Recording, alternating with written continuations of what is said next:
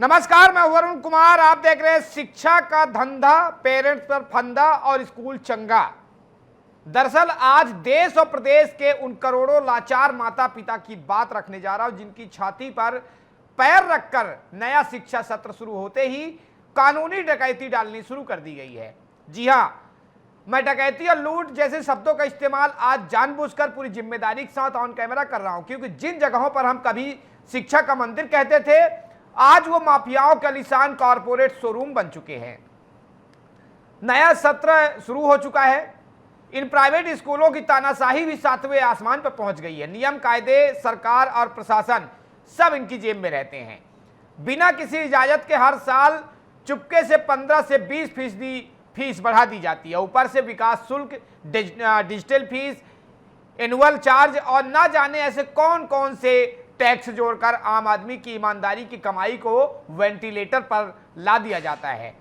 हद तो तब हो जाती है जब बच्चों की चमड़ी से लेकर उनकी किताबों की दुकान तक ये स्कूल तय करते हैं। कापियां मिलेगी तो सिर्फ फला दुकान पर, यूनिफॉर्म मिलेगी या कपड़ा मिलेगा तो फला ही दुकान पर, तो सिर्फ उसी खास वेंडर के पास जिसके साथ स्कूल का कमीशन पहले से सेट है। अगर बाजार में 50 रुपए की किताब मिल रही है तो स्कूल के सिंडिकेट में उसकी कीमत 250 रुपए वसूली जा रही है। यह शिक्षा है, यह सरेआम उगाही। और सबसे शर्मनाक बात यह है कि हमारा जिला प्रशासन और शिक्षा विभाग आंखें मूंद कर गांधी जी की 3 बंदर बनकर पूरी डकैती का तमाशा देख रहे हैं। तो आज डीए न्यूज प्लस के मंच से मेरा सीधा और चुभता हुआ सवाल, जब देश में राशन से लेकर बिजली तक हर चीज के लिए रेगुलेटर है, तो इन बेलगाम स्कूल माफियाओं की गर्दन पर हाथ डालने वाला कोई क्यों नहीं है? मध्यम वर्ग का अभिभावक अपने बच्चों के अच्छे भविष्य के लिए कब तक इस आर्थिक टार्चर को सहेगा? आज इसी पर होगी साल की सबसे बड़ी और तीखी महाबात। शिक्षा पर धंधा, पेरेंट्स पर फंदा, स्कूल चंगा। इस पर करेंगे बातचीत, लेकिन दिखाते एक रिपोर्ट।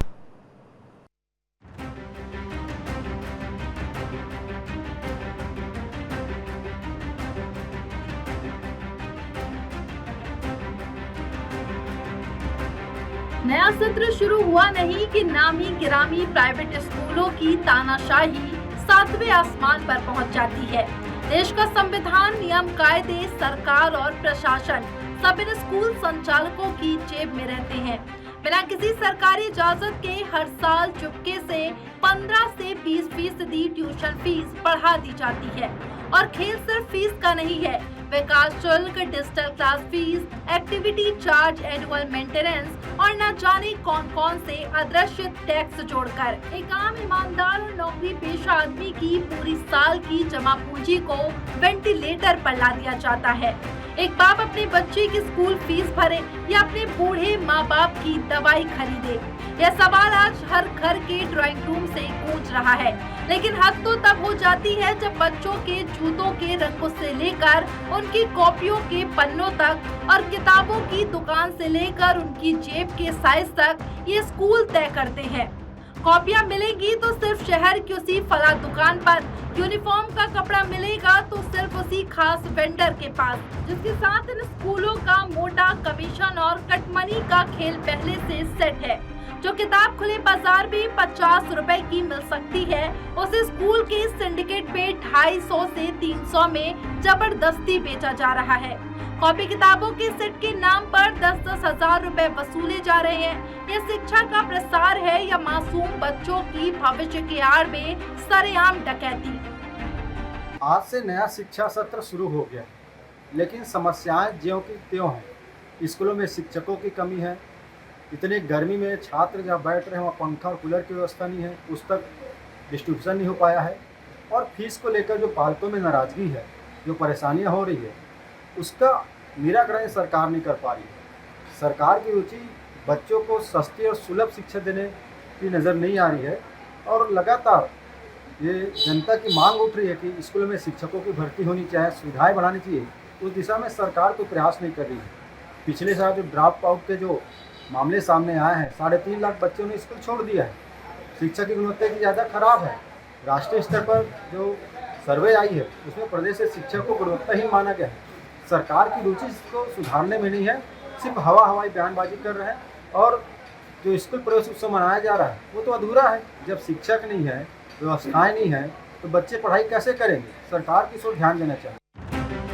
और सबसे शर्मनाक, सबसे दर्दनाक बात तो यह है कि हमारा जिला प्रशासन, हमारा शिक्षा विभाग और जिम्मेदार अधिकारी अपनी आंखों पर पट्टी बांधकर, कानों में रुई डालकर, गांधी जी के 3 बंदर बनकर इस पूरी आर्थिक प्रताड़ना का मूर्ख दर्शक बनकर तमाशा देख रहे हैं। क्या अधिकारियों की गाड़ी इन स्कूलों के चंदे से चलती है? क्या नेताओं के चुनावी फंड का रास्ता इन स्कूल माफियाओं की तिजोरियों से होकर गुजरता है? आखिर क्यों हर साल जून के महीने में जनता रोती है और प्रशासन सोता है?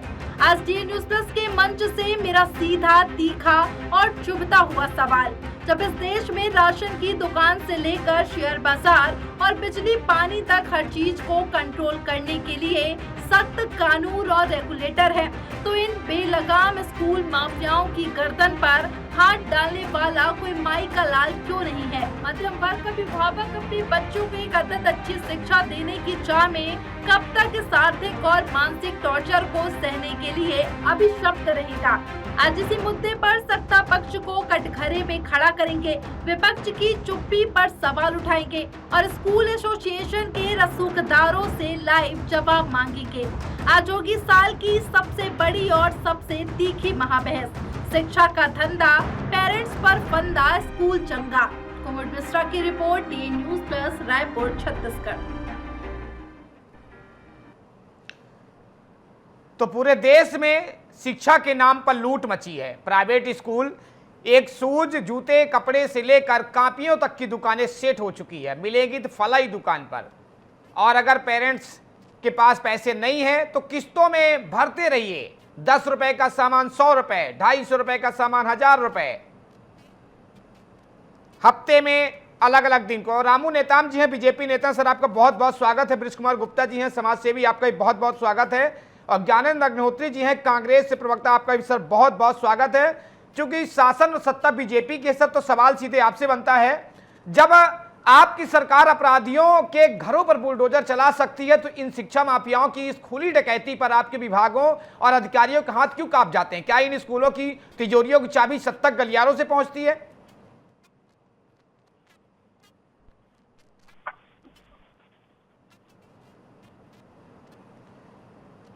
रामू जी, हमारी आवाज आपको पहुंच रही है? जी जी जी। रामू जी, यह मेरा सवाल है कि अगर आपकी जो सरकार है लगातार गुंडे माफियाओं, फलाना ढिमका पर लगातार बुलडोजर चल रही है, इस खुली डकैती और आपके विभागों के हाथों के क्यों कांप जाते हैं शिक्षा विभाग वालों पर कार्रवाई करने के लिए? क्या इन स्कूलों की तिजोरियों की चाबी 70 गलियारों से पहुंचती है? देखिए भाई साहब, इसमें हमारे प्रदेश के मुखिया श्री विष्णुदेव साय जी ने निजी स्कूलों द्वारा की जा रही जो मनमानी के संबंध में जी सीधा स्पष्ट साफ तौर पर कह दिया है जी। अगर प्रदेश में इस प्रकार का किसी भी प्रकार का जी प्रवृत्ति अगर चल रहा है तो ये बर्दाश्त नहीं होगा, ये हमारे प्रदेश के मुखिया का कहना है जी। और उन्होंने ये भी कहा, अभिभावक को तो पूरा निश्चिंत कर दिए हैं, प्रदेश में जितने भी स्कूलों में अगर मनमानी चलेगी तो उनके विरोध अगर किसी भी प्रकार का शिकायत आया जी तो उनके विरोध कार्रवाई तो किया जाएगा। ये हमारी सरकार इसमें बिल्कुल कटिबद्ध है जी। और अभिभावकों को भी मैं आश्वस्त करना चाहता हूँ, प्रदेश के मुखिया हमारे विष्णुदेव साय जी ने जी अगर किसी प्रकार का कोई अभिभावक शिकायत किया या किसी प्रकार का इसका स्कूल बैगों में और मजबूरी कर दी है कि उस दुकान से लेना है, ऐसा किसी भी प्रकार का अगर बात आएगी तो स्कूल जो संचालन समिति होगी उनके विरुद्ध कठोर से कठोर कार्रवाई किया जाएगा। इसमें आप निश्चित रहिए और प्रदेश की जनता को मैं इस डिबेट के माध्यम से भी कहना चाहूंगा। जी बिल्कुल। ज्ञानेंद्र अग्निहोत्री जी हैं कांग्रेस से, सर उनसे भी सवाल कर लेते हैं। ज्ञानेंद्र जी, शिक्षा माफिया हावी हो चुका है, एक कॉपी किताब पेन से लेकर लगातार हर चीज एक सिंडिकेट चलाई जा रही है, एक फिक्स दुकानों पर ही मिलती है। जिला प्रशासन जानता है, कलेक्टर जानता है, वहां शिक्षा विभाग जानता है। आखिर इन माफियाओं पर नकेल क्यों नहीं कसी जाती, कार्रवाई क्यों नहीं हो पाती है? नमस्कार अरुण जी। जी, तो आपका सवाल है कि शिक्षा माफियाओं पर कार्रवाई क्यों नहीं की जाती, उन पर नकेल क्यों नहीं कसी जाती? जी बिल्कुल। तो तो ये शिक्षा पहले मंदिर हुआ करती थी, वो अब शिक्षा के बाजार हो चुके जी। अब बाजार जो है वो सरकार के सिस्टम, सरकार के नेता का एक जो मिला जुला गठजोड़ है, इस वजह से आज अभिभावक लुटने के लिए मजबूर है। उनको एक निश्चित जगह तय की जाती है कि यहीं से आपको यूनिफॉर्म मिलेगा, यहीं से आपको किताबें मिलेंगी, जहाँ पर वो ना तो कोई बार्गेनिंग कर पाता, ना कुछ उसमें डिस्काउंट की बात कर पाता, और लुटने के लिए मजबूर होता है। और एक साधारण सा अभिभावक जो खेती करता है, मजदूरी करता है, उसकी एक बड़ी गाढ़ी कमाई शिक्षा में चली जा रही है। और शिक्षा के नाम पर जो व्यवसायीकरण इस बीते 15-20 सालों में भारतीय जनता पार्टी की सरकार रहते हुआ है, इतना कभी नहीं था। पहले हम लोग भी पढ़ाई किए हैं तो बहुत सस्ती शिक्षा में एक बेहतर शिक्षा हम लोगों को मिला करती थी, सुविधाएं मिलती थी। लेकिन आजकल सुविधाओं के नाम पर केवल इंफ्रास्ट्रक्चर बनाया जा रहा है, शिक्षकों को पढ़ाने नहीं दिया जा रहा है। स्कूल है तो शिक्षक नहीं है, शिक्षक है तो वहाँ विद्या व्यवस्थाएं नहीं है। इस तरह की घोर, मतलब शिक्षा को, ये ह्यूमन रिसोर्स को पूरी तरह से क्या कहेंगे उसको, ये भावना बनाना चाहते हैं, जिससे इनकी जो लोग भावनी 200, 500, 1000 रुपए वाली योजनाएं हैं, 5 किलो अन्न मिलता है, उस पर वो आश्रित रहे हैं। ये चाहते ही नहीं है कि हम शिक्षा को मजबूत करें। आज पूरे देश की शिक्षा और स्वास्थ्य की जो व्यवस्था है वो वेंटिलेटर पर है। जी बिल्कुल। ब्रिज कुमार जी हमारे साथ समाज सेवी है, उनसे भी सवाल करें। ब्रिज कुमार जी, आप लोग जब जून के महीने में एक्टिव हो जाते हैं, मोमबत्तियां जलाते, ज्ञापन सौंपते हैं और जुलाई आते आते सब शांत हो जाता है, क्या अभिभावकों की इस कमजोरी और अकेले लड़ने की मजबूरी का फायदा ये है कि स्कूल माफिया उठा रहे हैं? आप सब मिलकर एक बड़ा फीस बाइकट या कानूनी मोर्चा क्यों नहीं बना पाते ताकि स्कूल के जो शिक्षा माफिया उन पर नकेल कसी जा सके? नमस्कार सर, अरुण जी। जी, आज हम देख रहे हैं कि शिक्षा एक व्यापार के रूप में देखा जा रहा है जी। और जैसे हम स्कूल पे देखते हैं, उनकी कॉपी, उनका यूनिफॉर्म, जूते, जो भी है शौक, सारा उनके हिसाब से चलता है जी। और सर इसी तरह अगर रहा तो हमारे देश में आए दिन ऐसे गरीबी होती जाएगी और हमारे बच्चे जो सरकारी स्कूल पे जाते हैं वो पढ़ाई कर नहीं पाते हैं और प्राइवेट स्कूल पे जाते हैं, उनका लूटपाट करने का तरीका जो है वो अलग तरीके से, उनका रोजगार है, शिक्षा के नाम पर उनकी दुकानें हैं, दुकानें फिक्स कर दी गई हैं, यूनिफॉर्म यहाँ से लिया जाएगा जी और किताबें यहाँ से लिख जाएगी। अगर किसी तरह रहा तो आम पब्लिक को जीना बहुत हराम हो जाएगा सर। जी बिल्कुल। रामू जी, हर साल जून में पेरेंट्स सड़कों पर रोते हैं, क्या आपका जिला प्रशासन और शिक्षा विभाग इन स्कूलों का बंधक बन चुका है जो 50 रुपए किताब 250 रुपए बिकने पर भी आंखें मूंद कर बैठा है? मैंने पहले भी कहा दिया भाई साहब, अगर ऐसा प्राइवेट स्कूल अगर ऐसा नियम बनाता है कि उस दुकान से सामान लेना है, पेंसिल लेना है, कागज लेना है जी, तो जो भी अभिभावक होगा, जो भी पेरेंट्स होगा, उस स्कूल से संबंधित अगर शिकायत करेगा उनके ऊपर कार्रवाई होगा। मैं आपको बताना चाहूंगा, कांग्रेस सरकार ने 2020 में जी छत्तीसगढ़ में गैर शासकीय विद्यालय स्कूल अधिनियम लागू किया है जी। इसके तहत निजी स्कूलों की जो फीस पर निगरानी के लिए जिला स्तर और राज्य स्तर की जी समितियों का प्रावधान भी किया गया है। लेकिन उसके बाद भी उस समय की जो फीस मनमानी जो फीस वृद्धि होती है और अभिभावक बार बार आता रहा, उसके बाद भी उस पर कोई कार्रवाई नहीं किया गया। लेकिन मैं आप लोग को स्पष्ट कहना चाहूंगा, हमारी जो सरकार है इसमें बिल्कुल निगरानी करके बैठा हुआ है जी, और ऐसा कोई भी शिकायत आएगा तो बिल्कुल कठोर से कठोर कार्रवाई किया जाएगा उस पर। जी बिल्कुल। ज्ञानंद जी, पेरेंट्स पर ये आर्थिक टॉर्चर सालों से चल रहा है, विपक्ष के नाते आपने इस सिंडिकेट के खिलाफ संसद या विधानसभा में कितनी बार काम रोको का प्रस्ताव लाया है? आपने इस मुद्दे पर कोई बड़ा देशव्यापी आंदोलन क्यों नहीं खड़ा किया? क्या आपकी सहानुभूति सिर्फ टीवी डिबेट तक ही सीमित रहती है? अरुण जी 2 मिनट मुझे समय दीजिए, मैं सारी चीजें क्लियर कर रहा हूं। जी बिल्कुल। 98 से 2098 मतलब 1998 से 2004 तक देश में भारतीय जनता पार्टी की सरकार थी। जी। उस समय पर डीम्ड यूनिवर्सिटियों का इतना प्राइवेट यूनिवर्सिटी इतने ज्यादा खोली गई थी, जो 2-4 कमरों में प्राइवेट यूनिवर्सिटियां खुली थी। जी। जब 2004 में कांग्रेस की गवर्नमेंट बनी है तो उस समय के तत्कालीन मानव संसाधन विकास मंत्री श्री कुमार अर्जुन सिंह जी ने 1400 ऐसी यूनिवर्सिटियों पर ताला लगाया था, जी। जो 2-2 कमरों में चल रही थी और फर्जी डिग्रियां बेच रही थी। जी। ठीक उसी प्रकार और शिक्षा मंत्रालय ने आरटीई जैसे कानून लाकर देश के गरीब बच्चों को बड़ी बड़ी स्कूलों में फ्री में पढ़ने के लिए एक जी कानून बनाया, नियम नहीं कानून बनाया, जिसके आधार पर अधिकार के साथ गरीब परिवार का लड़का भी किसी भी बड़े विद्यालय में पढ़ सकता था। जी। ठीक उसी प्रकार आज देश में जी जाल चल रहा है, लंबी महंगी से के नाम पर केवल बाहरी आडंबर है। वो सब चीजें जो है भारतीय जनता पार्टी की सरकार के सिस्टम के तंत्र में पल रहा है।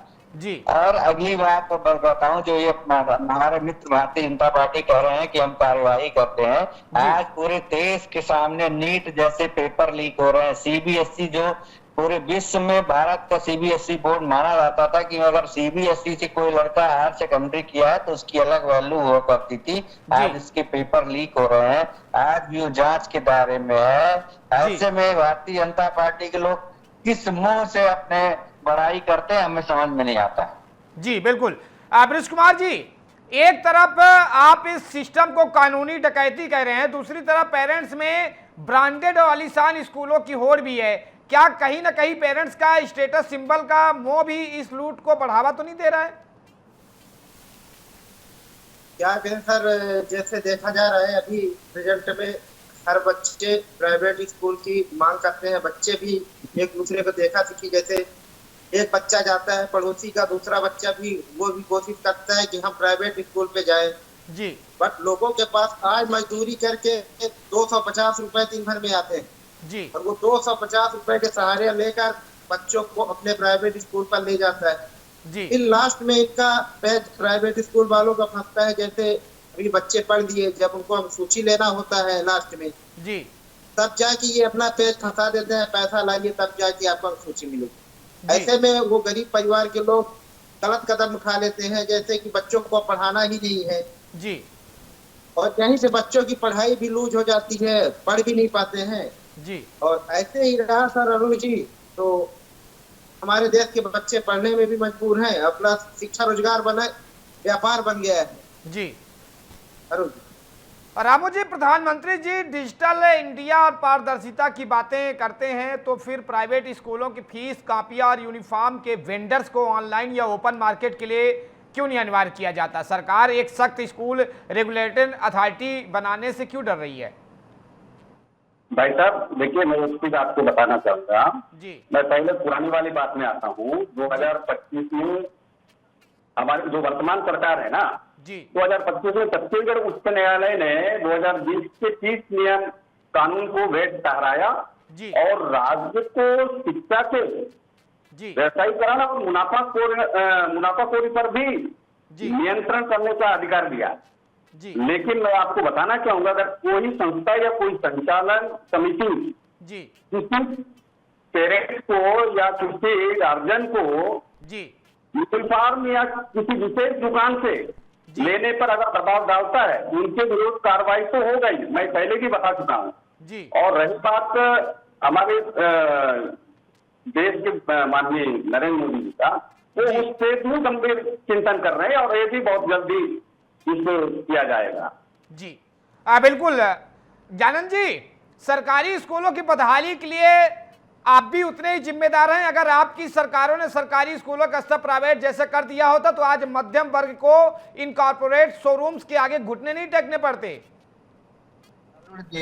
अरुण जी, पिछले 25 सालों से देश में भारतीय जनता पार्टी की सरकार है जी, और आप कह रहे हैं हम जिम्मेदार हैं जी। मतलब आपको तो कम से कम यह शब्द नहीं बोलना चाहिए, और रामू जी बोलते तो ठीक है जी। 25 वर्ष नहीं, से देखिए, आप विपक्ष में, आप ठीक है, स्कूल आम जनता लूट रही है, आप आप विपक्ष में, विपक्ष के नाते आपका क्या कुछ कदम रहेगा? आप ही बता दीजिए, सरकार को एक गाइडलाइन दे दीजिए। मेरी बात सुनिए, विपक्ष क्या करेगा? विपक्ष की कौन सुन रहा है? विपक्ष के में कितने सारे पत्रकारों को अपने शहर छोड़ने पड़ रहे हैं। आप अगर विपक्ष क्या करे?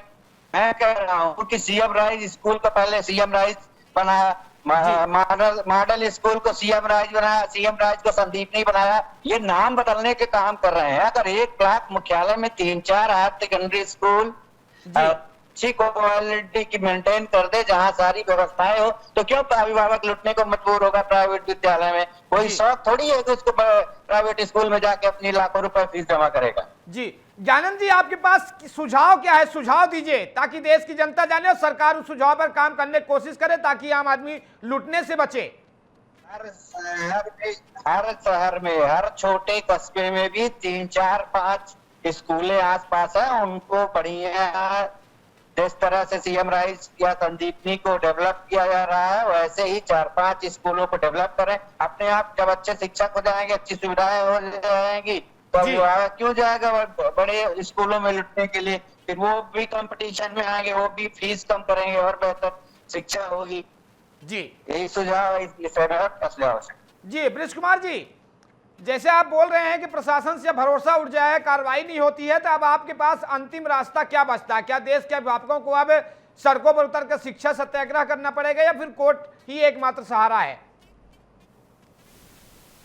सर क्या है कि जैसे देखा जाए, सरकारी स्कूलों पर अगर सही तरीके से पढ़ाई किया जाए, टीचर 80-90 हजार का वेतन उठाते हैं और उनको समय पर ना आना और समय के पहले बच्चों को छुट्टी दे देना, इसके कारण हमारी मजबूरी है कि हम प्राइवेट स्कूलों पर अपने बच्चों को पढ़ाते हैं। जी अगर यही मेरी प्रशासन से अनुरोध है, अगर वही गवर्नमेंट के टीचर सही तरीके से अपना ड्यूटी का निर्वहन करें तो आज हम आम आदमी को ये तरीका ना अपनाना पड़े, प्राइवेट स्कूल की जरूरत ही ना पड़े, ना प्राइवेट स्कूल पे जाने वाले बच्चों का नुकसान हो।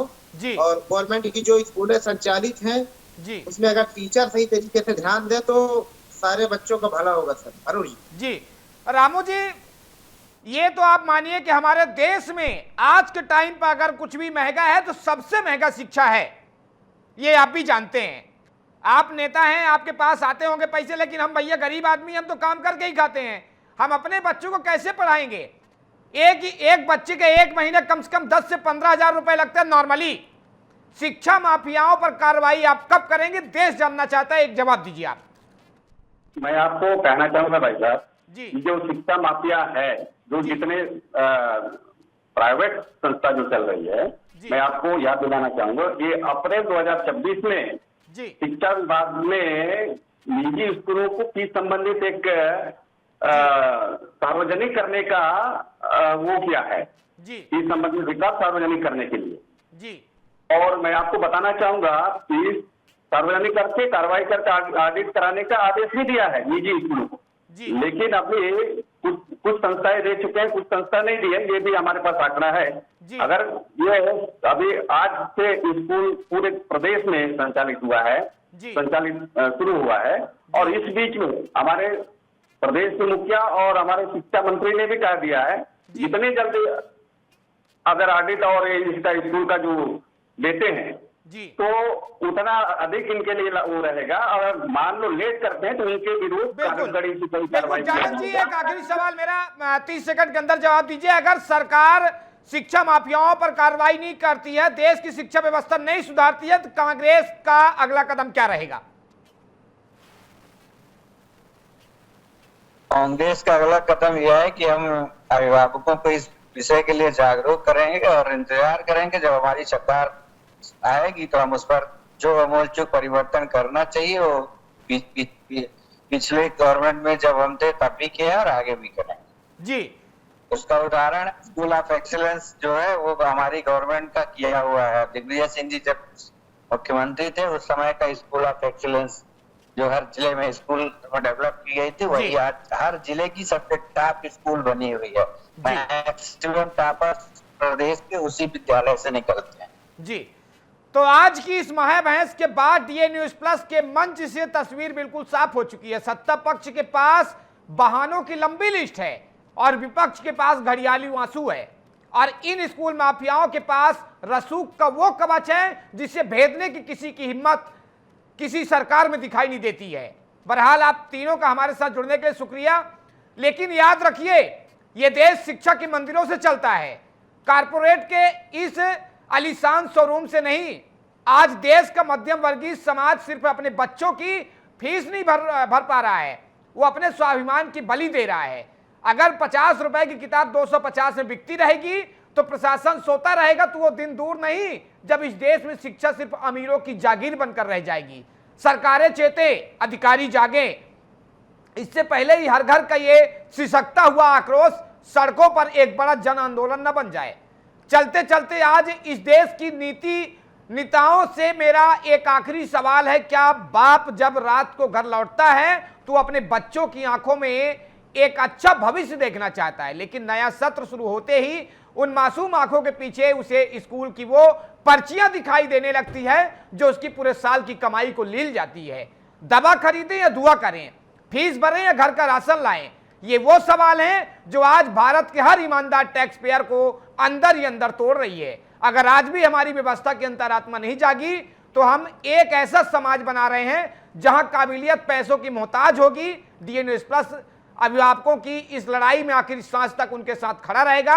हम सवाल पूछते रहेंगे जब तक इस कानूनी डकैती पर ताला नहीं लग जाता। अपना और अपने बच्चों का ख्याल रखिए। आज की इस महाबहस में इतना ही। देश दुनिया की तमाम बड़ी खबरों के लिए देखते रहिए डीएन न्यूज़ प्लस। नमस्कार।